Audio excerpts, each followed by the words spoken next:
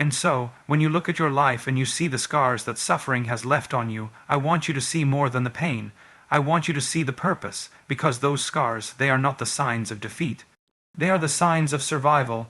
They are the proof that the enemy couldn't break you, no matter how hard he tried.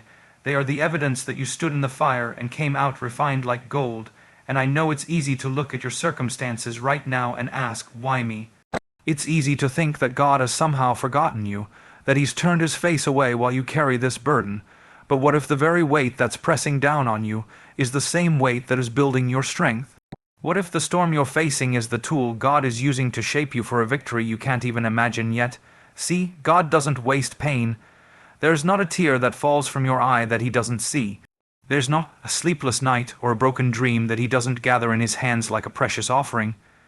Because He knows that out of your suffering He can birth something greater, something eternal. Something that will not just bless you, but bless everyone who sees your story and realizes that if God could bring you through that, then He can bring them through too, and maybe right now you're in the middle of it. Maybe right now you feel like your prayers are hitting the ceiling. Maybe you're wondering how much longer you can hold on. But let me tell you this, the very fact that you're still standing, that you're still fighting, that you're still believing, even with tears streaming down your face, is proof that God's hand is on you. You are His masterpiece in progress. The enemy thought he could use suffering to destroy you, but God is flipping the script. He's using what was meant for evil to forge something beautiful. He's using the fire to burn off what was never meant to stay. He's using the storm to teach you how to walk on water. He's using the breaking to make you whole in a way you never dreamed possible. And one day, maybe not today, maybe not tomorrow, but one day, you'll look back at this season of your life and you'll see it differently. You'll see how God was closer than your breath. You'll see how He was strengthening your heart, teaching your hands to war, and preparing you for the very thing you're called to do. Because the strongest women of God, they don't come out of easy lives, they come out of battles. They come out of nights on their knees, whispering prayers nobody else hears. They come out of moments where they had nothing left but faith, and that faith was enough. So today, I want to remind you, your suffering does not define you. Your God defines you, and He says you are chosen. He says you are loved. He says you are called. He says you are more than a conqueror. And no weapon formed against you will prosper. The tears you've cried are watering the seeds of your future. The pain you've endured is producing a harvest of strength. The nights you felt alone were the nights God held you closest. You may not see it yet, but the story isn't over. The author is still writing, and the ending He's planned for you is more beautiful than you could imagine. So don't quit now. Don't let the suffering make you bitter. Let it make you better. Let it draw you closer to the one who never leaves your side. Let it refine you, define you, and prepare you for the victory that is already yours. Because, my friend, God's strongest women suffer the most, not because they are weak, but because He trusts them to carry the weight of glory. He trusts them to shine in the darkness. He trusts them to rise when others would fall. And through it all, His grace will sustain you, His strength will uphold you, and His love will never, ever let you go. This is not the end. It's the beginning of the testimony that will change lives. So stand tall, keep the faith, and watch what God will do through your story. Sometimes in the middle of our deepest suffering, we start to believe a lie, that the pain we feel is punishment, that somehow we're paying for a mistake we made. That maybe, just maybe, God has turned His face from us because we weren't enough, didn't do enough, or failed in some unseen way. But let me tell you the truth right now, your suffering is not punishment. It is preparation. God is not angry at you. He is building you. He is not rejecting you. He is refining you, and the weight you feel today is not meant to crush you. It is meant to shape you for the greater purpose that's ahead. What you see as pain, God sees as potential. What you see as a setback, God sees as setup. What you see as breaking, God sees as building. Because the strongest people God uses are not the ones who have had the easiest lives. They're the ones who have learned how to endure the hardest battles and still stand in faith. Think about it. If God wanted to punish you, He could have done that long ago. But instead, He chose you for this path. Not because He delights in your struggle, but because He trusts you with it. Because He sees in you what you might not even see in yourself. A warrior, a woman of strength, a woman of resilience, a woman who can carry not just her own weight, but the weight of the assignment God has placed on her life. And I know it's hard to see that when you're in the middle of it, when you're crying yourself to sleep at night, when the prayers feel unanswered, when the doors keep closing and the storms won't stop raging. But that doesn't mean God isn't working. Sometimes the preparation happens in silence. Sometimes the preparation happens in isolation. Sometimes the preparation happens in the furnace of affliction, where everything unnecessary is burned away and only what is pure remains. You see, God knows that before He can elevate you, He has to prepare you, and preparation doesn't happen on the mountaintop. Preparation happens in the valley. Preparation happens in the wilderness. Preparation happens when no one is watching. When you're fighting private battles that nobody else sees, when you're standing in faith while everything around you seems to be falling apart, that's where God does His greatest work, because it's in those moments that He's teaching you how to trust Him completely, how to rely not on your own strength, but on His, how to listen for His voice above the noise of fear and doubt, how to keep walking when your legs feel weak and your heart feels heavy. That's preparation. That's the training ground of greatness, and the very fact that you're still here, still fighting, still believing, still holding on, is proof that the preparation is working. Think about the women in Scripture who carried great purpose. None of them got there without suffering. None of them arrived at their calling without first walking through difficulty. Esther didn't step into her role as queen without first being taken from everything she knew and thrust into a world she didn't understand. Ruth didn't become part of the lineage of Christ without first losing everything she loved. Mary didn't carry the Savior of the world without first facing shame, misunderstanding, and fear. Their suffering was not punishment. It was preparation, and it's the same with you. God is preparing you for something bigger than you can see right now. He's preparing you to step into rooms you don't even know exist yet. He's preparing you to speak to hearts you haven't even met yet. He's preparing you to carry blessings that will overflow onto generations after you, so don't let the enemy trick you into believing that your suffering means God has abandoned you. The enemy wants you to give up in the preparation stage so you never see the purpose fulfilled. But God is saying, hold on, I'm not finished yet. The story isn't over. The pain is temporary, but the purpose is eternal, and what's coming on the other side of this will make the suffering worth it. The joy will be greater, the testimony will be louder, the impact will be deeper, and you will look back one day and say, now I see, now I understand, God was with me the whole time, He was preparing me for this. Let your suffering draw you closer, not push you away. Let it build your faith, not break your spirit. Let it remind you that you're not being punished, you're being prepared, and when the time comes and God opens that door and you step into the purpose you were made for, you'll realize that the suffering was never wasted. Every tear, every trial, every lonely night, every battle, it was all part of the preparation for the greater purpose God destined for you from the very beginning. There is something extraordinary about the women God chooses for His hardest assignments. He doesn't pick them at random. He doesn't look at the crowd and say, let's see who I can break today. No, He looks for those He can trust, those who have hearts that won't give up, those who will keep believing even when the world says it's over. Because trials are not handed out as punishment, they are entrusted as tools that birth unshakable faith. When God allows a trial into your life, it's because He knows what's inside of you. He knows you're stronger than you think. He knows you're braver than you feel. He knows that the fire won't consume you. It will refine you, that the storm won't drown you. It will teach you how to walk on water. And that the weight of the trial won't crush you. It will build your spiritual muscle so you can carry more than you ever dreamed possible. You see, faith that has never been tested is faith that can't be trusted. It's easy to say we believe when everything is going right. It's easy to lift our hands in praise when the bank account is full, the relationships are healthy, and the path is clear. But what about when the bottom falls out? What about when the diagnosis comes, when the door slams shut, when the people you trusted walk away? That's when faith is forged. That's when faith stops being a word we say and starts becoming the very air we breathe. And God knows that. That's why He allows His strongest women to walk through the fire. Not because He wants to see them burn, but because He wants to see them shine.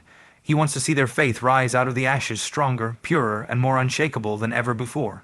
Maybe that's where you are right now. Maybe you're in the middle of the trial, wondering why God would let you face this. Maybe you're asking, why me? Why now? Why this? But what if the trial isn't a sign of His absence? It's a sign of His trust. What if the very thing you're fighting is the tool He's using to raise you up? Because trials birth faith that doesn't waver when the winds blow. Trials birth faith that can stare the enemy in the face and say, not today. Trials birth faith that holds on to hope when hope seems impossible. And that kind of faith isn't just for you. That kind of faith becomes a light for everyone around you. When people see you walk through what should have taken you out and still lift your hands in praise, they'll know your God is real. When people see you keep loving, keep serving, keep believing despite the battle, they'll see the power of the God who holds you. God's strongest women don't look like the world's definition of strong. They aren't loud about it, they aren't trying to prove anything. Their strength is quiet, steady, unshakable. It comes from the hours they've spent in the secret place, pouring out their hearts to God. It comes from the nights they've cried themselves to sleep but woke up the next morning determined to try again. It comes from the battles no one else knows about, the prayers no one else hears, the courage no one else sees. And God sees that, God honors that, and God uses that. He takes those trials and He turns them into testimonies. He takes the pain and He turns it into purpose. He takes the battles and He turns them into victories, not just for you, but for everyone who will be encouraged by your story. So don't despise the trial. Don't think the struggle means you're weak. The struggle means you're chosen. The struggle means you're trusted. The struggle means God sees in you the kind of strength that can handle this, kind of strength that can carry the weight of glory, the kind of strength that can birth faith so deep, so real, so unshakable, that nothing and no one can take it from you. And when you come out on the other side, and you'll see what God was doing all along. You'll see that the trial wasn't meant to destroy you, it was meant to develop you, it was meant to grow you. It was meant to birth a faith in you that can move mountains, break chains, and light up the darkness. You are not in this trial because God is punishing you. You are in it because He's preparing you. You are in it because He's trusting you. And you are in it because He's using you. So lift your head, straighten your shoulders, and know that even in the fire, even in the storm, even in the trial, God is with you. He is for you. And He is turning this trial into the very thing that will birth unshakable faith in you, and through you for generations to come. Some of the greatest strength you will ever see in a woman of God doesn't come from what she says. It comes from what she's survived. It comes from the hidden battles she's fought in the quiet places where no one else was watching. It comes from the nights when she stayed on her knees crying out to God while everyone else thought she had it all together. It comes from the times she showed up with a smile, even though her heart was breaking. It comes from the choices she made when no one else could see. The choice to forgive, the choice to stay faithful, the choice to believe God even when her circumstances screamed otherwise. Because what builds strength isn't what happens when life is easy. Strength is built in the secret struggles. It's forged in the fire of hidden battles, and that strength doesn't just change her life. It inspires generations. Maybe no one saw the battle you fought just to get out of bed this morning. Maybe no one knows how hard it is for you to keep believing for that breakthrough. Maybe no one understands the weight you're carrying right now, the burden you haven't shared, the fear you're trying to hide, the heartbreak you don't talk about. But can I tell you something? God sees it. God sees every tear. He hears every unspoken prayer, and He's using it to build a strength in you that will not only sustain you, it will bless everyone around you. Because hidden battles birth visible strength, and that strength becomes a testimony. That strength becomes hope for someone else who's fighting their own battle. That strength becomes a light that shines in the darkness and says, if God brought me through, He can bring you through too. We live in a world that celebrates the visible, the stage, the spotlight, the applause, but in the kingdom of God, it's the hidden that carries the most weight. It's what happens behind closed doors. It's the character forged when no one is looking. It's the faith that grows when it's just you and God, and that kind of strength lasts. That kind of strength doesn't fade when the applause stops. That kind of strength doesn't crumble when the storm comes. It stands the test of time, and it leaves a legacy, because generations aren't inspired by perfection. They're inspired by perseverance. They're inspired by the woman who kept showing up, the woman who kept believing, the woman who kept praying, the woman who kept standing, even when everything in her wanted to fall. That's the strength that changes families. That's the strength that shifts atmospheres. That's the strength that inspires sons, daughters, grandchildren, and communities. Think about it. The battles you're fighting right now aren't just about you. They're about the people who will come after you. The strength you're building today is going to bless them tomorrow. The faith you're developing in the hidden places is going to pave the way for them to walk in victory. The courage you're cultivating is going to break chains, shift patterns, and create a new legacy. What the enemy meant to use to take you out, God is using to lift you up. Not just for your sake, but for the sake of those who will follow. And you may not see it yet, but every time you choose to trust God in the secret struggle, you are planting seeds of strength that will bear fruit for generations. So don't be discouraged because no one sees what you're fighting right now.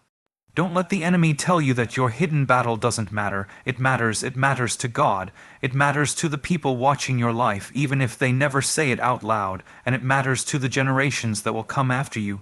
Because they'll stand on the strength you're building today. They'll walk in the freedom you're fighting for right now. They'll carry the blessing that's being birthed in your hidden battles. You are building more than you can see. You are preparing a legacy that will outlast you, and that legacy is rooted in the invisible choices, the silent prayers, the unseen perseverance that no one may ever applaud.